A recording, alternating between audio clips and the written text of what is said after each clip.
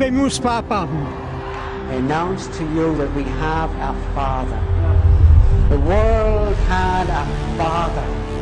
Amen. And now all of a sudden he's our Holy Father, and we're pledging him our love and our allegiance and our loyalty and our prayer. Everyone says there hasn't been anyone like him. That's what's so fascinating. And people of all faiths want to touch him. Yeah. Well, that's an appeal too. You know, we call him the Holy Father. Holy Father, please forgive me. Holy Father. You'll hear that title used quite often. This man, Bergoglio, Francis the Talking Pope, his predecessors, John Paul II, Pope Benedict, John Paul I, Pope Paul, Pope John the 23rd, Pope Pius. You can go all the way back, folks. I'm talking centuries. These men are replacement gods. And these men have taken upon themselves the title of Holy Father. He wears the titles of God. He wears the title Holy Father, head of the church. He never died for the church, but he stole that title from Christ. Jesus said, "And call no man your father upon the earth, for one is your Father which is in heaven." Yet the popes took to themselves the name Holy Father, along with all claims of authority that might be assumed by such a title. Pope Innocent III, who fathered the Inquisition, said, "The Pope holdeth place on earth not simply of a man, but of the true God."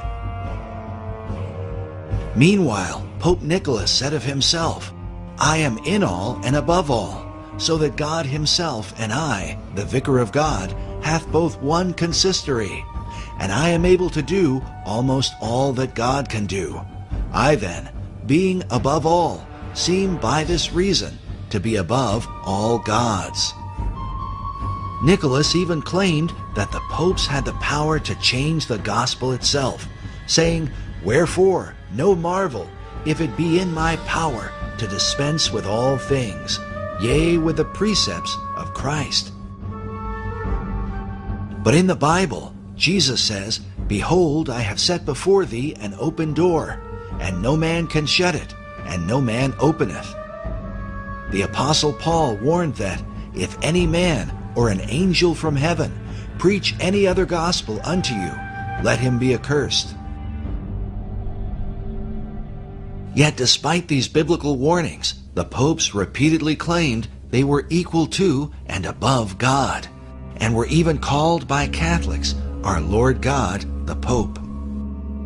The Lateran Council, while addressing Pope Julius II, said to him, "Take care that we lose not that salvation, that life and breath which thou hast given us, for thou art shepherd, thou art physician, thou art governor, thou art husbandman, thou finally art another God on earth."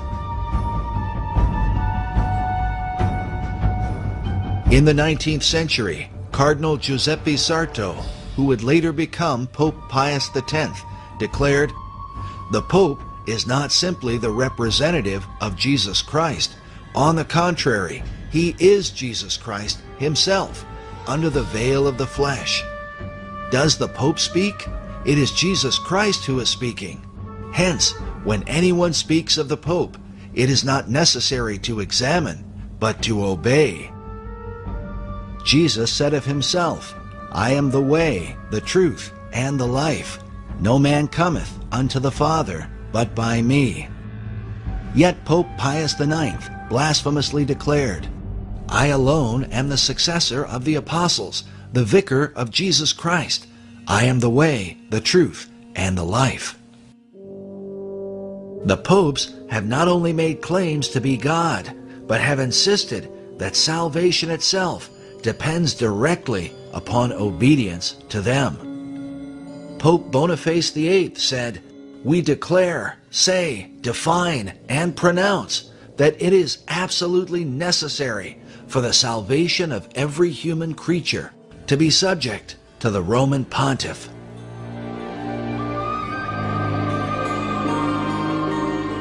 Pope Clement VI said, "No man outside obedience to the Pope of Rome can ultimately be saved.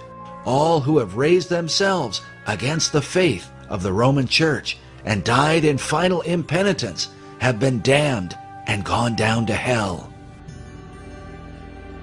Even in modern times, Pope John XXIII in 1958 declared, "Into this fold of Jesus Christ no man may enter unless he be led by the sovereign pontiff, and only if they be united to him can men be saved."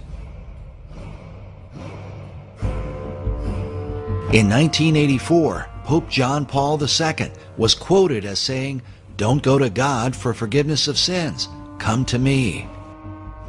The quote was based on a Los Angeles Times article which reported, rebutting a belief widely shared by Protestants and a growing number of Roman Catholics, Pope John Paul II dismissed the widespread idea that one can obtain forgiveness directly from God. Furthermore, according to traditional Catholicism, obedience to the papacy is said to be required, no matter how dreadful the Pope might be. Catherine of Siena, one of the patron saints of Italy, whose mummified head is still preserved in Rome today, said, "Even if the Pope were Satan incarnate, we ought not to raise up our heads against him, but calmly lie down to rest in his bosom. He who rebels against our Father is condemned to death. For that which we do to him, we do to Christ. We honor Christ if we honor the Pope." Such demands for blind obedience were confirmed by the popes themselves, but confronted by the reformers. By men like Martin Luther, who said, "The Pope, possessed by demons, defends his tyranny with the canon, Si Papa, or Yes Father. This canon states clearly, if the Pope should lead the whole world into the control of hell, he is nevertheless not to be contradicted. It's a terrible thing that on account of the authority of this man, we must lose our souls, which Christ redeemed with his precious blood." Because of this evidence, Luther declared, "I believe the Pope is the masked and incarnate devil, because he is the Antichrist."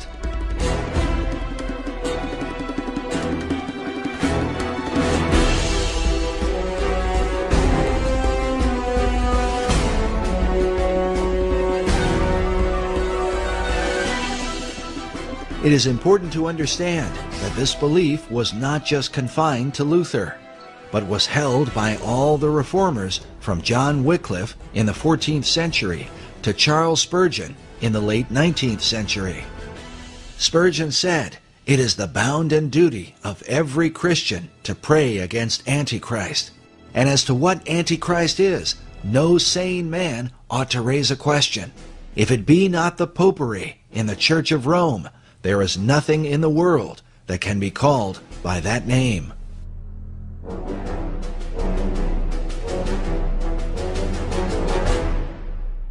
The Westminster Confession of Faith, along with the Savoy Confession, the Old Baptist Confession, and the Methodist views of John Wesley, all included the declaration that the Pope is that Antichrist, that man of sin and son of perdition, that exalteth himself in the church. This was also the belief of the men who translated the King James Bible. In their opening dedication, they commended the king for writing in defense of the truth, which hath given such a blow unto that man of sin as will not be healed. The view of the Antichrist, not as a single man, but of many men in a single office, was based in part on the teaching of John Wycliffe. In the Gospel of Matthew, the disciples asked Jesus, "What shall be the sign of thy coming and of the end of the world?" Jesus said to them, "Take heed that no man deceive you, for many shall come in my name, saying, I am Christ, and shall deceive many." Wycliffe believed that the many who say, "I am Christ," are in fact the popes. The Pope's title Vicarius Christi literally means another Christ. Wycliffe concluded that Antichrist is thus a monstrous composite. In further explaining the Pope's title, author Dave Hunt writes, the Latin equivalent of the Greek anti is vicarius, from which comes vicar. Thus, Vicar of Christ literally means Antichrist. But the view of the papacy as Antichrist is not widely held by Protestants today. Still, there are those who continue to uphold the Reformers' original beliefs. Permit me to say how much I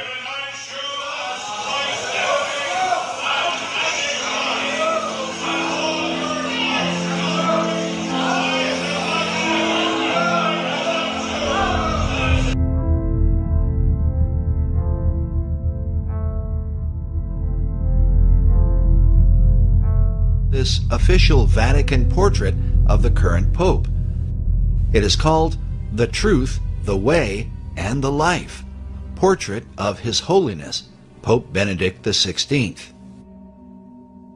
But can this really mean that in the modern world there are some who still believe the Pope to be equal to Christ and God? Mr. President, final question. Yes, sir. You said famously, when you looked into Vladimir Putin's eyes, you saw his soul. Yeah. When you look into Benedict XVI's eyes, what do you see? God. Good way to end the interview. Thank you, sir. Thank you, sir. My pleasure.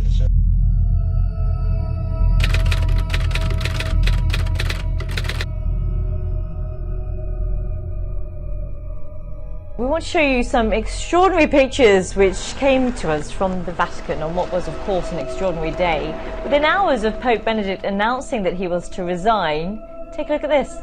Lightning struck St. Peter's Basilica. You can see it again now in slow motion. Lightning struck St. Peter's Basilica twice immediately following the resignation of Pope Benedict XVI. Now, some people might not make anything of that, but lightning is something in sacred literature that almost always carries spiritual connotation. Sometimes it's good, sometimes it's evil, like when Jesus referred to Satan as falling like lightning. And I can't help but think that the timing of two lightning bolts on this particular building, the St.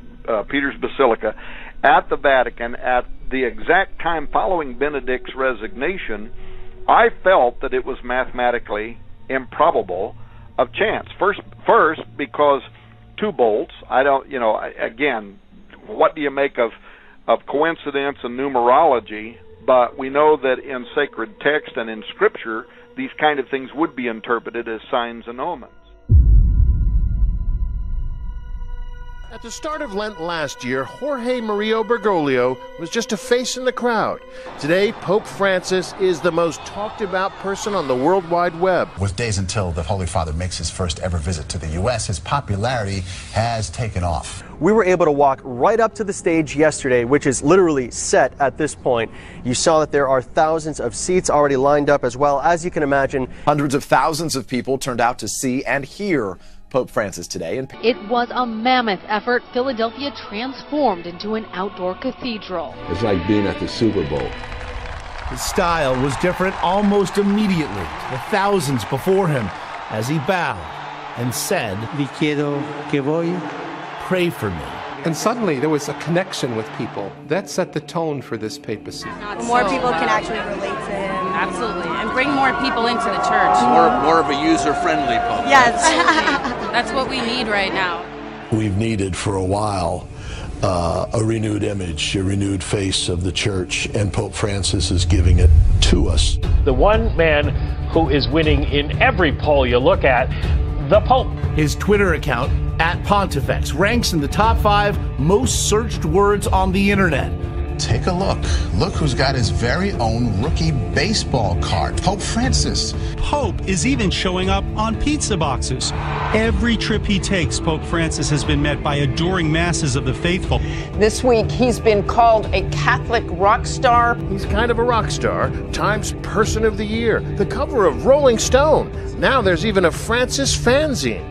He's captured the imagination not just of the world's 1.2 billion Catholics, but the world itself. I get it on the streets. I mean, everybody from the bartender to the cab driver telling me, Cardinal Dolan, we love this guy. He's been called the People's Pope.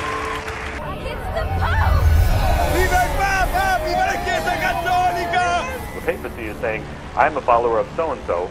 You see people going out and giving the rock star treatment and fawning and fainting and screaming and everything when a pope goes by. I mean, he's just a man. Humility has made the former Jorge Bergoglio a star far beyond the Catholic Church. And became one of the most popular religious leaders of our time. You can't be a Catholic without acknowledging Pope Francis as the representative of God on earth. Chi ritiene di poter avere un rapporto personale, diretto, immediato con Gesù Cristo, al di fuori della comunione e della meditazione della Chiesa. Sono tentazioni pericolose, sono tentazioni dannose, sono, come diceva il grande Paolo VI, dicotomie assurde. Pope Francis has worked tirelessly toward a new world religion in which all denominations are brought together as one. If you look at Francis's outreach over the past 3 years, and specifically in 2016, you'll find somebody who has openly condemned evangelical Christianity and the belief that you must have a personal relationship with Jesus. He has openly warned that this belief is dangerous. He has also equated the spread of the gospel under evangelical Christianity to jihadism. In the meantime, he has done quite a bit of outreach to every other religion in the entire world. Why is this happening? The extent of Francis's outreach to other denominations in 2016 alone has been mind-boggling. In February, Francis held an emergency meeting with Patriarch Kirill of Russia for the first time since the 1054 Schism. Kirill then went directly to Antarctica, where he performed a bizarre religious ceremony consecrating the land and water surrounding the continent. Francis has also done outreach to Patriarch Bartholomew of Turkey, in which both leaders voiced support for the migrant crisis and called for more migrants to enter Europe. In May, Francis met with Al-Azhar of Egypt, who is the head of Sunni Islam. In January, Francis became the third pontiff ever to visit Rome's major synagogue. He has also hosted Jewish religious and political leaders at the Vatican. In June, Francis outreached to the Armenians. In July, Pope Francis visited Poland and told all of the young people in the audience to, quote, believe in a new humanity. ¿Cuál, María? Una maestra de vida espiritual. O então, una santinha a quem se recorre para obter favores abaixo. The Pope sat before the image of the Virgin and recited the prayer that is most notably known in Fatima, the Rosary.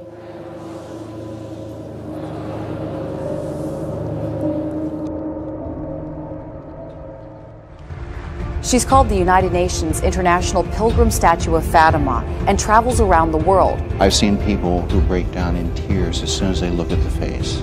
The faithful believe they're seeing the face of Jesus' beloved Mother Mary. The theologians say it's called the aura of the Mother of God around it. That means the Mother of God's presence is with that image in such a way that you can look at other images of Our Lady and get your fill. It is one of the 4 original statues made under the guidance of Sister Lucia, the oldest of the 3 children. The three children, Lucia, Jacinta, and Francisco, said they saw an apparition of Mary while herding sheep near the village of Fatima, Portugal, May 13, 1917, and she revealed 3 secrets to them, including the prediction of World Wars I and II. And this is the face Lucia described. When you're looking at it, you feel her presence. You can get your fill at looking at other beautiful images, but you cannot get your fill at looking at this. You just want to look, and look again. Just a Mary shrine here, Mary shrine there, Mary shrine here, everywhere. Why do people praise and worship Mary, whom Jesus was born of?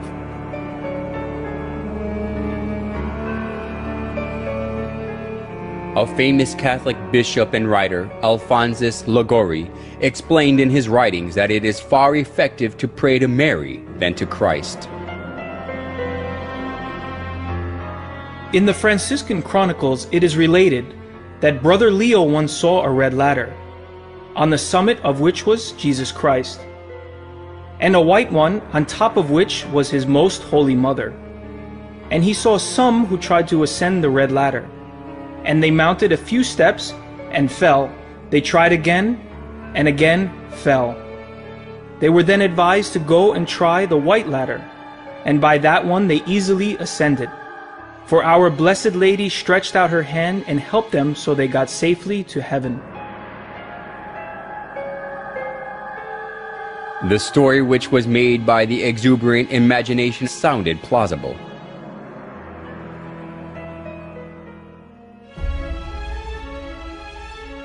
Although it was a man-made story, Pope Gregory XVI canonized Liguori as a saint, and Pope Pius IX declared him a doctor of the Catholic Church. Now Catholics are taught that it is better to pray to Mary, who is merciful and understands us. We must never go to our Lord Jesus except through Mary, using her intercession and good standing with Him. We must never be without her when praying to Jesus. The plausible logic that Jesus cannot refuse Mary's request because she is his mother is shown well even through the image of Mary and baby Jesus.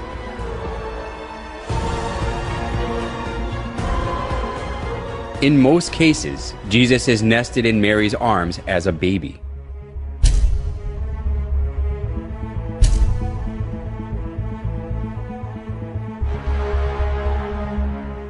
This downgrades Jesus to a little baby who is always dependent on Mary and lets people think that he can do nothing without Mary.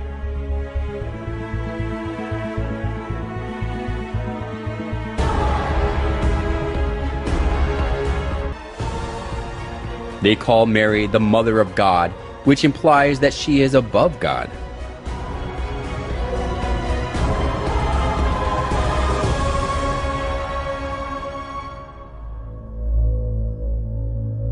Mary as a female is merely a creation who was chosen to conceive Jesus. Mary worship of the Catholic Church reminds us of the mother-child worship of ancient Babylon. Just as Semiramis artfully spread the mother-child worship throughout Babylon when she ruled it over instead of her son Tammuz, the Catholic Church now makes people worship Mary, not God, by accepting the mother-child worship from Babylon.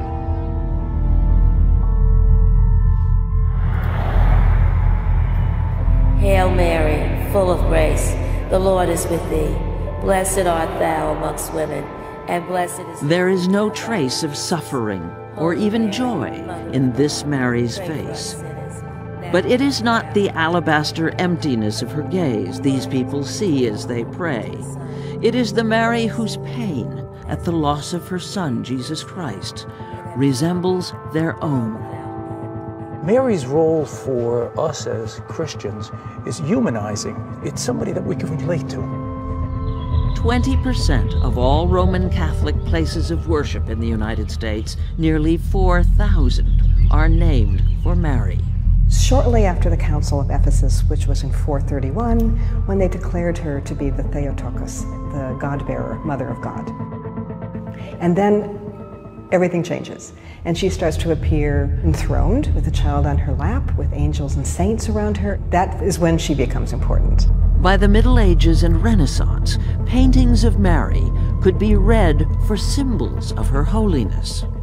Her outer mantle is blue, and underneath she usually, not always, has red robes. She wears a dark blue coat, and she stands on the half moon. She is the mother of all gods. So, the ancient religion of Babylon, they all have one thing in common: the sacred feminine. The sacred feminine. The sacred feminine. Ishtar the Babylonians, Tyre the Buddhism, Fatima of Muhammad, Sophia the Gnostics, Shekinah to the Kabbalist Jew, Mary to the Catholic, and Shakti to the Hindu. These all have one thing in common: the sacred feminine. And the sacred feminine is going to take you back to the source of light, because the light that resides in that place that Plato talked about, you need a path to get back to that light. Listen, this is important. She is the one to take you to that light. Now, I'm gonna give you a guess.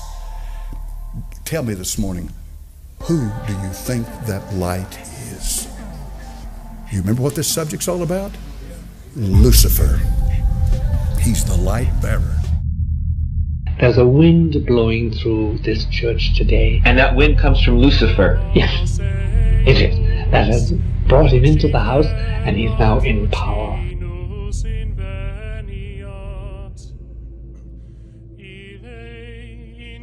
No doubt about it, Lucifer is the prince, and he has now a place within the central citadel of the church.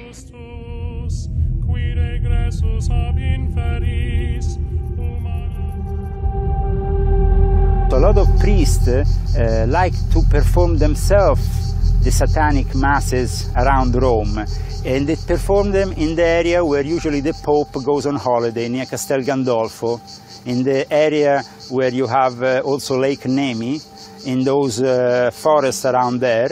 They perform these black masses, and there is a Catholic priest who act as a satanic priest, because the moment in which they act as satanic priest is the moment in which they can really liberate themselves of other perversions. They can do drugs, they can go with women, with men, with everything, and they can do all kinds of things. So the sex cults are very powerful. Like, for example, CNN is showing that at the terminal station there is a lot of prostitution from minors, from young kids. Well, there was a scandal here in Italy at a certain point in 2013, I think it was June 2013, it went on the news for 2 days, then it was erased.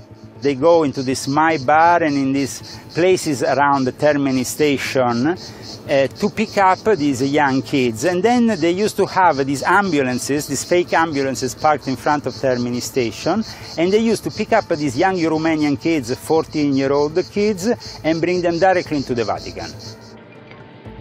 As an exorcist, when you do exorcisms, minor and major, the demons constantly taunt you with the condition of the church. They say, well, we're in St. Peter's. We can talk to whom we like. We have representatives sitting beside your Pope every day. What are you talking about? We are legit. I'm quoting demons now. This is what is said to you. How dare you? And our prince has been enthroned, installed.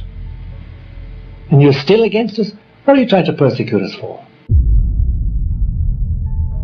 And so we have to understand that there is a Luciferian faction, a very strong Luciferian faction within the Holy See, not exclusive to the Holy See. This is a dark brotherhood that exists. These are the mystery adepts that have existed. They're following a lineage that goes back hundreds of years. Actually, that goes back to the Tower of Babel. Once upon a time, a long time ago, there lived a man named Nimrod. Nimrod was the great-grandson of Noah. He was the most popular man on the earth at the time. Matter of fact, he was the king of the then known world. He was responsible for building the cities of Babel and the Tower of Babel and the city of Nineveh, amongst others. Well, all that being aside, Nimrod no doubt had tremendous influence among the people that he was with. And what happened was he had this uncanny reputation of strength. He created great armies, and he was the ruler of the then known world right after the flood. He was full of idolatry and covetousness, drunkenness, and rebelliousness towards God. And he had a phenomenal ability to deceive. Matter of fact, I suppose he was much like, I guess, an early politician 4,000 years ago. But Nimrod married a woman named Semiramis. Now, Semiramis and Nimrod became basically king and queen of the then known world. Well, at some point, Nimrod dies, and he became deified. He was the very first person that was ever deified on planet Earth, and they made him the sun god, which ended up being Baal. The word Baal in your scriptures can be traced back to Nimrod. So it's an interesting reality of history. When you see Baal and Ashtaroth, you're ending up coming all the way back to this story of Nimrod and Semiramis. And so Baal is now ruling the universe as the sun god, and somehow luck has it through the Babylonian legend that Semiramis gets pregnant by the rays of the sun of her deceased husband Nimrod, and she gives birth to a young baby boy named Tammuz. Semiramis, Nimrod's wife, insisted that Nimrod became the sun god. She cut Nimrod's dead body into pieces and sent them to each tribe of Babylon. People regarded the place where a part of Nimrod was buried as sacred.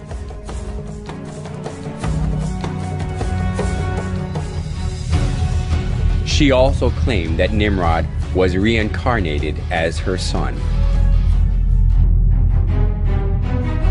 As Semiramis ruled over Babylon in place of her young son Tammuz, she maneuvered people into worshiping her.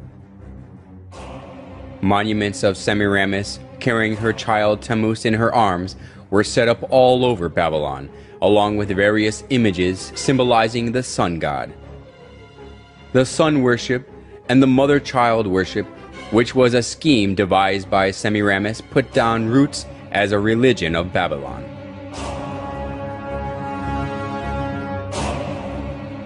Idolatry stemmed from Babylon, spread to many countries after the Tower of Babel collapsed.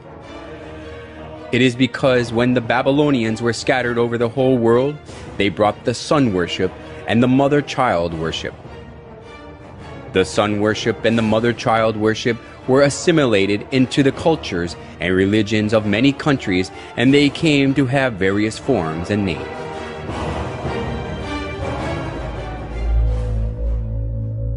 Nimrod, the sun god, was known as Mithra in Persia, Sol in Rome, Ra or Horus in Egypt, and Apollo in Greece.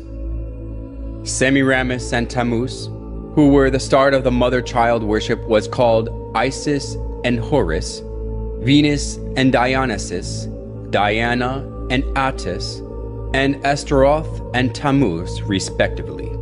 Besides these, the image of goddess, who is holding a baby in her arms, was venerated in many countries of the world. If so, was the mother-child worship the creature of an age, which was especially welcomed only in Babylon? Surprisingly, the mother-child worship of Babylon has been passed down through the thousands of years and still exists today. In Vatican of Rome, we can find the mother-child worship in its original state. Now, further down in the story, as Tammuz grows and becomes a man, Tammuz actually marries his mother, and they have a very sexual relationship. And that baby Tammuz and his mother Semiramis is where you get the story of Cupid. Cupid, during Valentine's Day, is how the story of Valentine's Day developed, was from Tammuz, who married a very unbiblical relationship with his mother. Okay, back to the story of Tammuz. So Tammuz, for 40 years, was a tremendous hunter, and he took the place of his father, ruling the world, and had tremendous power. But more than anything, he was a credible hunter. But unfortunately, his gift and his skill of hunting caught up with him one day because he was killed during his 40th year by a wild boar. Every spring, the first Sunday after the vernal equinox, the spring equinox, they have what was called Ishtar's Sunday. And they would have a sunrise service. At the sunrise service, the priest of Ishtar would impregnate young virgins on the altar, and during that same service they would take the babies that were now 3-month-old from the previous year, and they would sacrifice those children on the altar to Ishtar, and then they would take the eggs of Ishtar and they would dip those eggs in the blood of those young infants. And that is where we get sunrise services, and that is potentially where we get the dyeing of Easter eggs. It is also interesting to note that worldwide universal color of Easter eggs is red. Even the White House, the official color of the White House Easter egg is ruby red. Now, back to Tammuz. Tammuz gets killed by a wild boar. So every year, in commemoration of celebrating the death and the deification of Tammuz, which became the son of God, the son of his father, they would set aside 40 days prior to Easter, and they would fast and they would pray, and they would have a giant feast on Easter Sunday where they would celebrate the death and the resurrection of Tammuz. And guess what they would have for dinner on that Sunday evening? You got it, Easter ham. They would kill a boar in commemoration to Tammuz, who was killed by a wild boar. And yes, the 40 days prior to Easter, where we call it Lent, or the Catholics call it Lent, that 40 days did not come from, my friends, the 40 days of Jesus in the wilderness. That 40 days was already in place for thousands of years before Jesus even showed up. It comes from the 40 days of fasting and praying for Tammuz before they celebrated Easter. I'm going to give you some of the names and what they're most commonly remembered for in these different cultures, and some of you will recognize them immediately. First of all, in Egypt, they were known as Isis and Osiris. In Phoenicia, they were recognized as Asheroth and Baal, the very same Asheroth and Baal that you see in the scriptures. In Greece, they were Aphrodite and Adonis, or Eros, where we get the word erotic from. And in Rome, they were called Venus and Cupid. That's right, that's where we get Valentine's Day from, and Cupid. Even in the Far East, listen to this, this is amazing, Cupid was known as Zoroaster. Zoroaster is made up of two words, Zoro, which means seed of, and Asheroth, which is Easter. And so what Cupid actually means in the Far East is the seed of Easter, or the seed of his mother, Tammuz, and his mother, Semiramis. If you look on your screen, you're going to see Isis and Osiris, or this is Ishtar and Tammuz. Now, some of you may be asking, well, wait a minute, I celebrate Easter, you're talking about Ishtar. Easter is actually the Anglicization of the word Ishtar. In other words, if you say Ishtar in English, it's pronounced Easter. That's how the etymology of that word evolved over time. What I want you to see is, I want you to see what's on her head is a crescent moon, and in the center of that crescent moon is the actual sun itself. And so the symbol of power of Isis, or Ishtar, was the crescent moon holding the sun itself, her deceased husband, Baal, the sun god. And you can see the baby there that is nursing from her breast. Ishtar was known as the goddess of the East, the bare-breasted fertility god of the East, or the sunrise, which is why they had the service at sunrise on Easter morning. Here on your screen you see a pagan carving of the solar deity Baal Hadad depicted as a disc in a crescent. Okay, you can see the half-moon disc there in the center of your screen with the sun that is cradled inside of it. That is the sun god, as well as the crescent moon that surrounds it. Now, as you see that the main symbol for the sun god was the crescent moon with the sun on the top of it, or centered and cradled inside that crescent moon, We now move to something that's a bit controversial but very true historically, is the Catholic Eucharist is actually the sun that is inside of that crescent moon. I'm going to show you some pictures of the actual Eucharist in different positions, and you're going to see that not only is it similar, it's identical. This is where they got the symbols from. You can see here, this is a particular object that holds the Eucharist, and I found this online, and this is what the quote said. I left off the particular church for obvious reasons, but this was their advertisement for a particular Friday. It says, Eucharistic adoration is held on the first Friday of every month for the purpose of honoring and praying to the Blessed Sacrament. Now, I don't know about you, but my Bible says to pray to the Father, our Father. Yeshua, Jesus, said to pray to the Father. He did not say to pray to inanimate objects, whether they represent Him or not. Now, look very carefully at, on the right-hand side, you can see the moon, the crescent moon shaped, holding that sun or that wafer of bread. Here's a close-up of it right here. The crescent moon cradle with the sun-shaped monstrance of the Roman Catholic Church. And now you'll see that it's actually the rays of the sun go all the way around this. They didn't hide it at all. Why did they not hide it? Because this is thousands of years old. This comes right out of paganism and sun god worship, where it was the symbol of Baal and his wife Ishtar.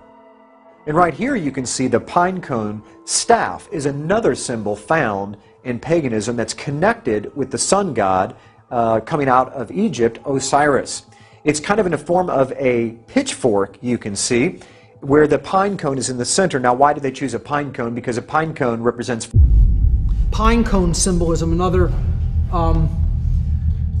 very popular piece of symbolism for people who consider themselves, quote, in the know.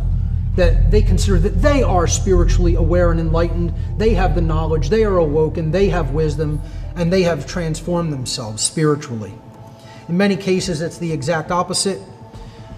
The pine cone symbolism comes after the pineal gland, which is at the center of the head. It's right here, circled in red. It's considered in the midbrain or the limbic system of the brain. It regulates, this gland regulates a lot of different functions within the individual related to perception, emotion, etc. And the gland looks like a little pine cone. It has a lot of blood flow that goes through it, and it's very much attacked as something that they seem not to want to develop or function properly.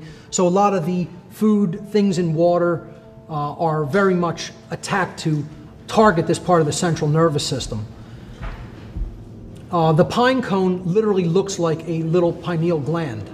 Okay, the pineal gland looks like a little pine cone, I should say. This is called the Court of the Pine Cone, and it is at the Vatican. That's where that pine cone is at. It is surrounded by two peacocks. Peacocks are another big symbol in alchemy. They represent alchemical transformation. Again, the pine cone represents awakening, resurrection, or transmutation, spiritual transmutation. Now below it, there is a black empty sarcophagus right down there below on the left-hand side.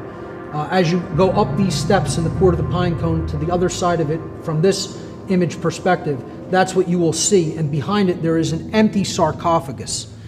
Now they're basically throwing this symbolism right in your face. You know, we are the resurrected ones. We are the ones who have come out of darkness and into light. We have the knowledge. We understand how the awakening process works. We understand how this activity of the brain that people don't even understand and whose functions are essentially shut down due to the horrible nutrition and all kinds of pollutants in their food and water. We know how that works, you know, and we have done that transformation to ourselves, but that's not for you. You know, we're going to sequester that and keep it to ourselves and keep it here. And they never mention this. You'll never hear about this by the Vatican. But just go on Google Images and, you know, you'll see tons of images of the type Court of the Pine Cone. You have a lot of tourist images that just take pictures of it. course, here you see the Pope in his astrotheological regalia here. The fish head miters that they wear are the representative of the fish head miters that were worn by the Sumerian priests and the priests of Babylon. The Abgal. Yes. That's right. They served in the temple of a goddess named Nanshi. Yes, and it specifically references who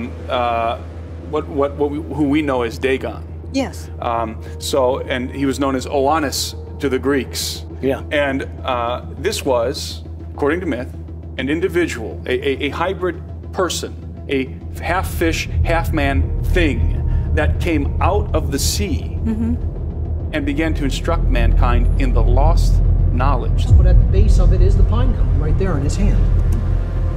I circle it right there. In symbolic iconography throughout the ancient world, the pine cone is revered. It's always a symbol of the transformation of a god. Often the god is giving that spiritual essence or knowledge to humanity. Here you see it in the Akkadian tradition of one of their gods, a clearly non-human looking entity. Here it is in the Babylonian tradition. Because this staff goes all the way back to ancient sun god worship, where it represented power and authority of the gods, you see. And this is a close-up of that staff right here, where the pine cone is embedded right in the staff itself. Let's move on to another symbol. This is the symbol of the trident. The trident is the devil's pitchfork. It really is a symbol of Satan, of the horns of Satan. It's an ancient satanic and pagan hand gesture called the trident. We find this in archaeology all over the place. Whenever you get into any kind of society of sun god worship, you find the trident everywhere. You see it in ancient Babylon. It was placed in the hands of all the pagan sun gods. All the pagan gods and pharaohs had some sort of trident, a staff, that they would be connected to power and authority of the gods. The most famous one, of course, is Neptune's trident. We call it the devil's pitchfork, and that's where it comes from. It's just not a drawing that someone made up. This has history built into it of where these things come from. Now, if you move forward in time, or during the same time period, excuse me, you're going to find another symbol that is even more important. As a matter of fact, you're going to see two symbols in this picture. This is a pagan statue of Jupiter that has been renamed St. Peter. You also see what is baby Jesus, supposed to be baby Jesus, is none other than baby Tammuz. And how do we know it's not Jesus? Because you see trident all over the place. You see the trident symbol in the hand of the infant Jesus, along with the tridents coming out of the statue's head. You'll see three tridents, two coming off the sides of the head and one coming off the top of the head. This is not baby Jesus, ladies and gentlemen. This is a pagan sun god, Tammuz, from the story of Baal, Nimrod, and Semiramis, ended up being Cupid in today's Valentine's Day. And right here is the ancient Babylonian altar for the sun god Baal, and its main symbol is the 8-pointed star, which can be depicted as two 4-point stars built inside of one another as the solar wheel. We see the same solar wheel sunburst over a Buddhist temple in Thailand. Here's a monastery, St. Ignatius, where the solar wheel or sunburst is depicted in the floor tiles. Here's the face of a child, which is of course Tammuz, within the fertility symbol of the sun's rays on a Roman Catholic altar. The same exact symbol is shown in a face of the Babylonian sun god on a pulpit in a Roman Catholic church in Scandinavia. Okay, all this same symbol comes right out of paganism, as I've shown. Okay, this is probably one of the most fascinating pictures that I have. I zoomed in to the Vatican using Google Earth and stopped several miles above, and look what we discovered is this is the largest solar wheel on Earth. This is the court of St. Peter at the Vatican in Rome itself. Excuse me, the sun disk behind the head of this Roman Catholic statue in Westminster Cathedral in London. Where did they get the idea of sun disks behind these saints? It's because this was what was found behind the head of Jupiter and all these sun gods was the actual monstrance of the Roman Catholic Church. That halo is not a halo, that is a sun disk, and they borrowed it from paganism. We see here behind Krishna another sun disk behind his head. And this is just to show that it doesn't just happen in Catholicism, that the sun disk predates Catholicism by hundreds, even thousands of years. It was borrowed. We see it in stained glass windows behind all of the Roman Catholic saints, even Mary. And if you look carefully, you see the Sacred Heart. That Sacred Heart, even though I don't have time to go into this, even the Sacred Heart comes right out of paganism. That exact same symbol with the sun disk behind the Sacred Heart has to do with Baal and Tammuz, the sun gods. And you can see it all over the Roman Catholic Church and even in other pagan religions across the world. And where do we find this 8-pointed star, this solar wheel, this sun disk today? None other than on top of our Christmas trees. Now, I know all of us have been taught that the star on top of the Christmas tree represents the Star of Bethlehem, that the kings came in to find baby Jesus. But unfortunately, the star of the ancient pagan sun gods predates the star of the Christmas tree, the Star of Bethlehem, by over 1,000 years. They were taking the sunburst and connecting it to what you're going to learn in just a few minutes is the tree of Nimrod, and that is where we get our Christmas tree from and the star that we put on top. If you look carefully, you can see there is a tremendous significance and a similarity between the sunburst and the stars that we put up there today. Here's the sun disk proudly displayed on top of Christmas trees in a mall. Matter of fact, this one doesn't even hide the fact that it's not a star, it's the sun that you're looking at. Even the 8-pointed star on top of the White House Christmas tree, for everyone to see, is the same 8-point star that we find in archaeology thousands of years ago connected to pagan sun god worship. When do you think the birthday of Nimrod and Tammuz was? On the first day of the year when the sun is reborn. And what day do you think that the sun is reborn? In the middle of winter, at the winter solstice, December 25th. That's right. That's where we get December 25th on Christmas Day, where we say that Jesus was born. Why did we choose Jesus being born on December 25th? Where did that date come from? Very simple. Jesus was the Son of God. Tammuz was the son of the gods.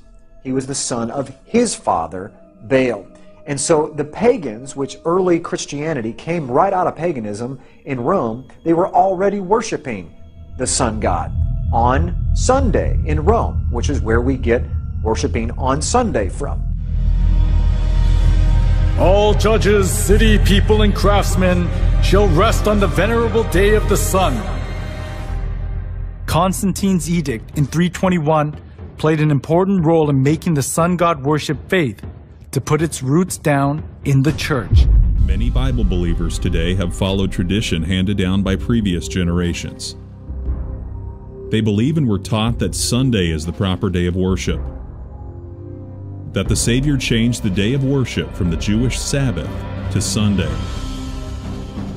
The adoption of Sunday as the Christian Sabbath has little to do with the Bible and everything to do with Constantine the Great over 300 years after the Messiah's death. Constantine was emperor of the Roman Empire from 306 to 337 CE. He was a sun worshipper who on his deathbed converted to Christianity. In 321 CE, while still a sun worshipper, Constantine established Sunday as the day of worship. He decreed, "On the venerable day of the sun, let the magistrates and people residing in cities rest, and let all workshops be closed." In this coin circulated by Constantine in 317 CE, we see the face of Constantine on one side, and on the other the figure of Sol Invictus, the unconquered sun. The sun god was also known as Mithras, and his birth was on December 25th.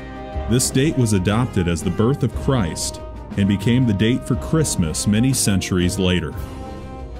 Clearly, Constantine was an avid worshipper of the sun god Sol Invictus. Amazingly, Martin Luther, the champion of the modern-day Protestant movement, said, "They allege that the Sabbath changed into Sunday, the Lord's Day, contrary to the Decalogue as it appears. Neither is there any example more boasted of than the changing of the Sabbath day. Great say they, is the power and authority of the Church, since it dispensed with one of the 10 Commandments. Nowhere in the Bible do we see that Yahshua and his apostles changed the day of worship from Saturday to Sunday. In fact, the Messiah in his Sermon on the Mount has this end-time prophecy: "Pray that your flight be not in the winter, neither on the Sabbath day." Those who were tainted with polytheism of Rome looked as if they had converted, but in actuality it wasn't easy for them to get rid of the religious rites and institutions of worshiping the sun, the moon, and the stars, and various gods and goddesses, which they had worshipped since their forefathers. The Church in Rome sought for solutions to disburden the pagans when they converted to Christianity. It was to bring in things similar to the gods that the pagans had believed into the Church. They thought they would increase the number of pagan converts by doing that.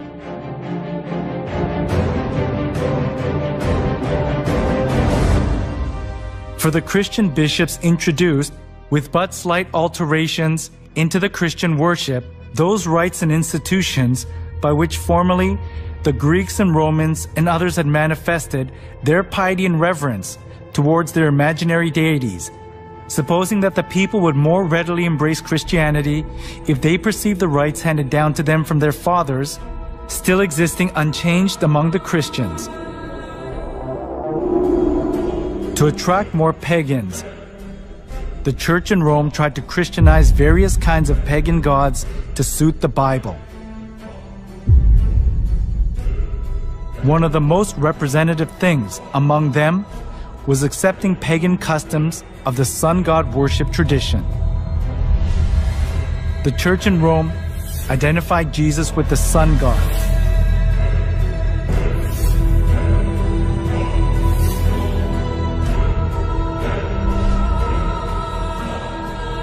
Inside of the church was decorated with various kinds of sun images, and the idea to worship the sun was established as if it were the truth of the church.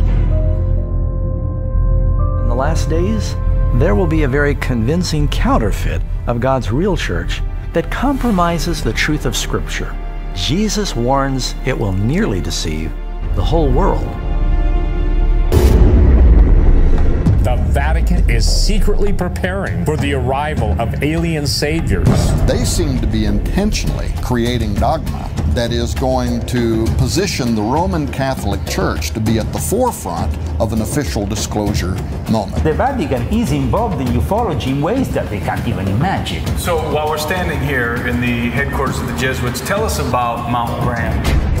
They are constantly monitoring things with the Lucifer device. Sometimes they have to wait for all of the UFOs to get out of the way. I would like to tell you more about Zechariah Sitchin. He told me, John Mario, one night I wake up and I saw an Anunnaki sitting on my bed. History is being repeated. The days of Noah are returning. The gods are returning to the earth to dwell among men and mingle their seed with the human race. Only the truth can prepare us for the lie that's coming. Shortly after this final deception, Christ will return, and he will come for a church that has been purified from all the false traditions and paganism.